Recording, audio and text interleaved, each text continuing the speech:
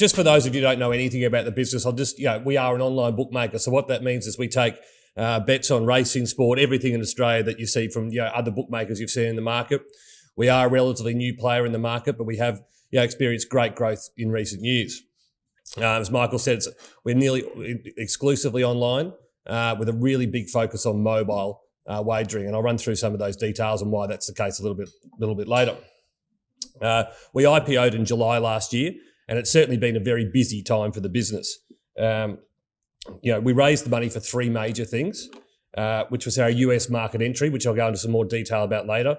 It's a wonderful opportunity, the US, that it's very unusual that a market like the US becomes available when it's basically a greenfield opportunity due to the fact it's been illegal over there for so long. As Tim and Michael both touched on, we own all our own technology, which is incredibly important in this space. Without it, you don't control your own destiny. It does not allow you to compete with the big players in town. So for us, it's an extremely important factor in our business.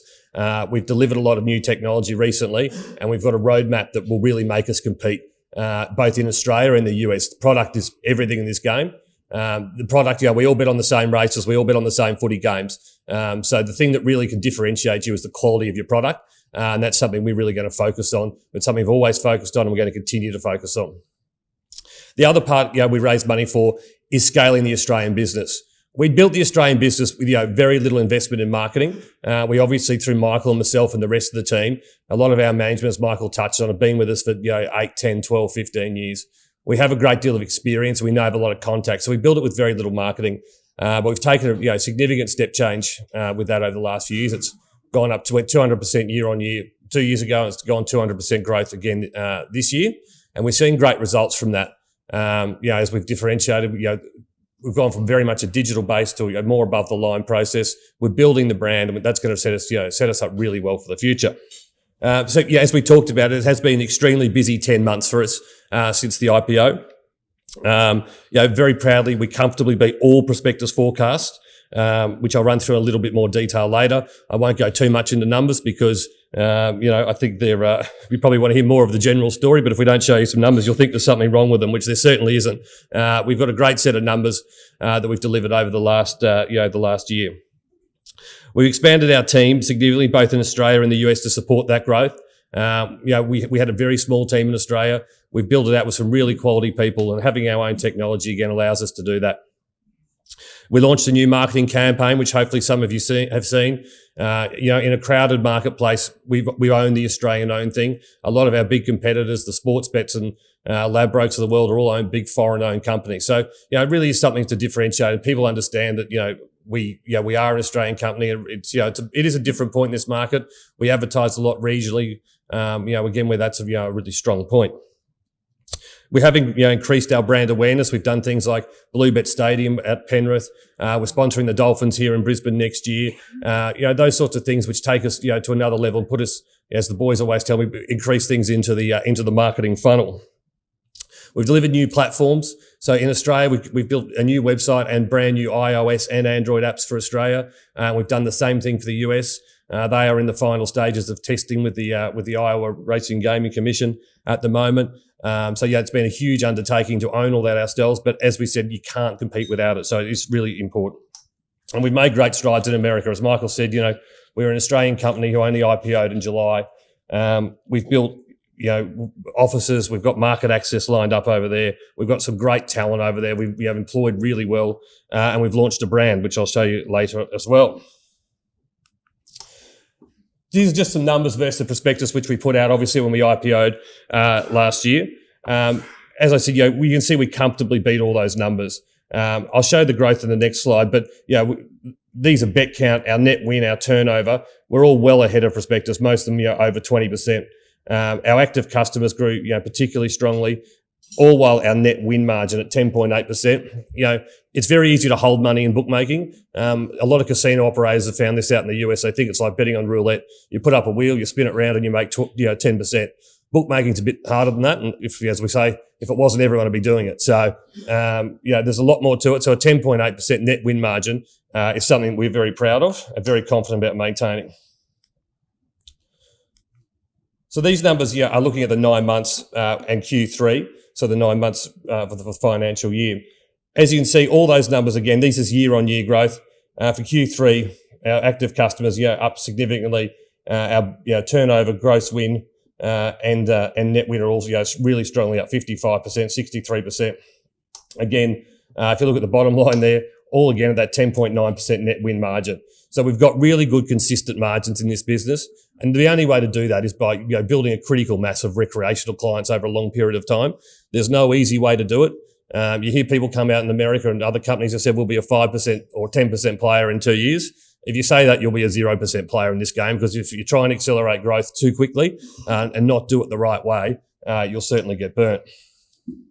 So I won't harp on these numbers too much, other than to say that, you can see that the growth is there in the business. Our numbers are really strong. We're not only in a better place, than we, forecast to be. The business keeps growing and growing. So the momentum from those forecast numbers has certainly continued on into this year, which you can see by those Q3 numbers. We've smashed all our targets. We had enormous growth during that COVID period, and we're now coming out the other side. And these numbers, for want of a better term, are clean numbers, where we're comparing them. We're out the other side. There's no JobKeeper. There's nothing like that, which a lot of people thought maybe this industry was propped up by. But these numbers really show that our growth has continued, and we've continued to take market share in Australia. And what's a very crowded marketplace, we're getting really good cut through. We hear that on the streets. We hear it anecdotally, and we see it in our search numbers. Our digital guys really focus on what people are searching and those sorts of things. And our brand is getting searched exponentially more than it was a year or two ago. As I said, we bet on all the major things. You can see we're growing across all our major sports. For year to date, thoroughbred, greyhound and harness. We are predominantly a horse racing and greyhound racing business. Sport is an incredibly important part of the mix, though. As you can see there, mainly in Australia, it runs around 80-20 racing to sport across the board. And I think that's probably where we'll normalise. But sport's an incredibly important acquisition tool for us. A lot of people come in and have their first bet on, the Broncos to beat South. They'll come and have $20 on that. Then they'll go and have a bet on the racing. So sport's really an incredibly important mix. Previously, sport hadn't been as high a margin as racing, but now we've got a lot of new products we've innovated with, things like same game multi, which I'm sure you've seen probably more ads than you want to see for over a period of time. Certainly those products are adding great margin to our sport product, and it's going to be a really important part of the mix going forward. As both Tim and Michael said, we are a mobile first business. Everything we do, we think mobile first. It's been the biggest changer in every online industry. But we now take 66% of our bets through native apps. So that's downloading the iOS or Android app on your phone. We take a significant proportion of the other 34% people using Safari on their just using Safari on their mobile device. And the reason we do that is our margins are significantly better. If you look at the column on the right, we get 11.9, 11.8% margins from those mobile products, which is significantly better than the other channels. And there's no great secret behind that. It's it's a more recreational thing. People are at the races, they're at the pub. It's a smaller average bet size. So our average bet size now is well under $50, and it's continuing to drop, which is a good thing for us as we build that critical mass of recreational clients. Generally, what will happen is your average bet size will go down and your margin will stay up. So it provides a much more stable base in a business like this. I think a lot of people are worried that bookmaking is a volatile industry. And certainly once you build that critical mass of recreational clients, that volatility goes out of it. We have a very stable margin, not just across the year, but across days and weeks now. As I said, we have significantly increased our marketing over the last couple of years.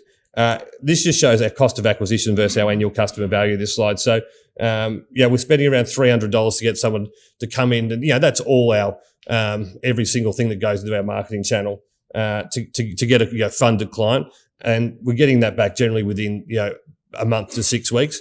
And our annual customer value there is 3.3 times. So with that that investment we are making in marketing, it really is paying dividends for the business. We're getting a return on it very quickly. So I'll finish there on Australia because it is a fairly simple business in a lot of ways. We've got a really good strong growth pattern going on in the business. Our margins are very stable. We're investing our money in a very responsible way. We're not going out there and doing huge splashes. The great thing about the size of the Australian business, 10 million of the money we raised was really to go into that step change in marketing in Australia, but the business is actually growing that quickly that we can sustain that going forward without it really having any drain on the business. So we can continue that sort of step change. We took it in marketing last year going forward and really look to continue to grow the business. So our domestic business could not be in better shape. It's in better shape than we thought it would be, better shape than we forecast it to be, and it continues to grow really strongly. As Michael touched on, our other path is the US, and that's what a significant portion of the IPO money was for. It's an exciting opportunity. It's very different to Australia. It's basically sport only. There is some racing there, which we'll get involved in, down the track. But it's state-based licensing, which has some challenges, but also a lot of opportunities for a company our size. So currently, there's 21 states that are live with betting in the US.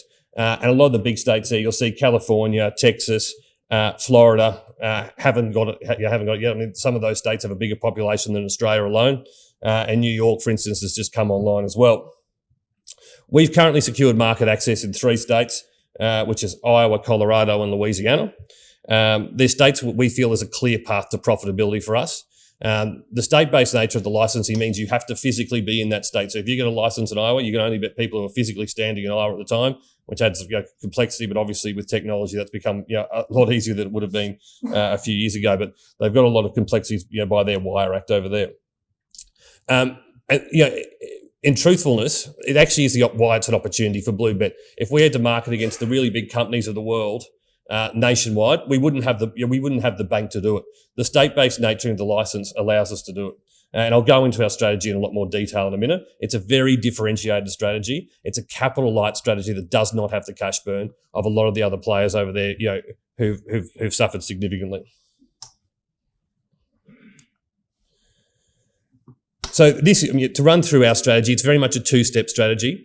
We're going to go into a handful of states, 3 to 5 states. As I said, we've secured 3 states, market access in 3 states. There's plenty of other opportunities out there to get us to that 5 states, which we're well down the path with. And we're going in there really to prove the capability of both our team and our product in the US. Our long-term ambition there is very much to do partnerships and joint ventures with existing US entities and use their brand and their databases to really access the market. Where there's been a lot of companies that have gone over there and struggled with a huge cash burn. This strategy allows us not to have that issue. So we're going to go into a handful of states. As a B2C operator, as I said, we'll be operating our own brand. We'll be operating exactly as we do in Australia. Once we've done that, we're going to go out and target these partnerships. And there's a lot of people who are very natural partners for us. A lot of the licenses are given to casino operators. And the small, mid-sized casino operators, a lot of them have tried to do this themselves. They've tried to do it 2 ways, essentially. They've either just sold that access, which is what we've bought in these B2C states, where they get a guaranteed revenue per year, but they have no asset growth. The model we're going to put forward to them, which is a sportsbook as a solution, gives them access to our technology, our history of running profitable sportsbooks, as well as part of the asset. So there's a number of potential partners. So the other way they've tried to do it is do it themselves, use an off-the-shelf platform and just put prices up like they would for a casino, as they would think, thinking roulette's, it's an easy game and we'll just sit here and we'll make 10% on it. They found out very quickly that's not the case, and most of them have been losing money. So we think this sportsbook is a solution where we go in and do every part of the business for them. So they have a brand, whether it be a casino, it can be a sports team. If you went to Arizona, where the Arizona Cardinals, they could call it Cardinals Bet.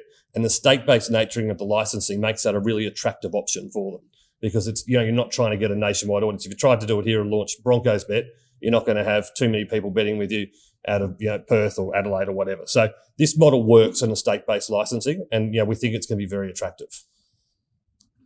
So the sportsbook as a solution is our long-term model for the US. As I said, the B2C will stay. We think we have picked the B2C in states where there is a clear path to profitability. That means low taxation, low market access rates, not huge media markets. So there's certainly going to be an ongoing, mix of the business, which we think can be, a good, profitable part of the business long term. But certainly the long term model is our sportsbook as a solution. Our B2C brand over there is ClutchBet. It's not probably a term that is as widely used in Australia, clutch, but in the US it is unbelievably used. They have Clutch Player of the Day, like, on every TV. ESPN have it every night, the Clutch Player of the Day. So it gives great marketing opportunities for us. It's a very strong US brand. Our colours quite well suited to the US, just as it happens. So we've obviously kept them for the US. All those terms have been trademarked, domain names bought, and we're set to launch that brand in Iowa in a few weeks' time. So as we said, we've made significant progress in the US. We are only a number of weeks away. We've done everything we can do to get live in Iowa. We're just in the hands of the regulators now. These processes with regulators takes. They take it longer than you'd always hope because they're regulators, and also in the US, it's the first time they've done this. It's it's not like Australia where we go through a Northern Territory license. They've been doing it for 20 or 30 years, but we are very close to finishing that process. We've established headquarters in Denver and Colorado. We've got a great team there. We've secured market access in Colorado, Louisiana, as we said. Our platform's completed in terms of being operational. We've got all brand new front ends for the US, which we showed on that previous slide. We've got discussions going in a number of other states to get market access. It's something we're very confident about. I think there's a lot made about market access in the US, but certainly from our point of view, it's something that we're very confident about being able to achieve in the next few months. So the plan remains very much unchanged in America. It's to go and do this B2C business, show that we can replicate what we've done in Australia running profitable sports books, build a technology platform that's world-class and can compete against the FanDuels and DraftKings, these, multi-billion dollars companies that a lot of the small people can't compete against them. So we're giving that next level down an opportunity to compete, and that's why we think it's going to be a really popular option for the US. So, just to summarise that very quickly, we have a very clear vision for the US, and we've never been more confident that our model is the right model. Our model was born out of seeing other people go into it, and we thought it was a very naive play in a lot of ways, trying to compete against these huge companies the way they were doing it. Our model was very much born out of analysing that and coming up with what we think is a far better way, and actually a way that gives us a very clear path to profitability. A number of people who've gone to the US do not have an obvious path to profitability. Our model, it is very clear what it is, and we've got a great Australian business to support it as well. So as I said, in coming months, we'll look to finalise those B2C market access agreements. We're going to invest significantly in the ClutchBet brand where we do launch it. That's what we raised the money for, for the US. We are going to go into states like Iowa and Colorado and try and make a bit of a splash. We're not going to be doing massive TV campaigns above the line, but we have experience. We know where punters live, where they live on the internet. We've got a lot of experience doing that in Australia. So again, we'll be targeting that, very specifically in the US.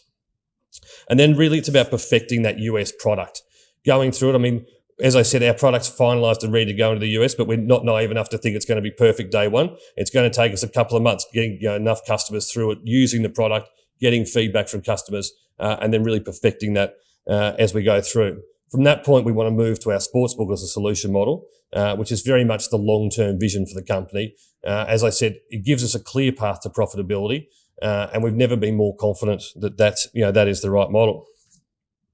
So Tim, I think I've got through that in the allocated time. But just to summarise, as Michael said, our Australian business could not be in a better position. It continues to grow really well. It's in a significantly better place it was than when we IPO'd it, and it continues to improve. Our US path continues to be very clear. We're very confident it's the right path, and we really look forward to sort of taking first bets there in coming weeks, and really sort of starting to make an impact over there as well. Thanks. Thank you.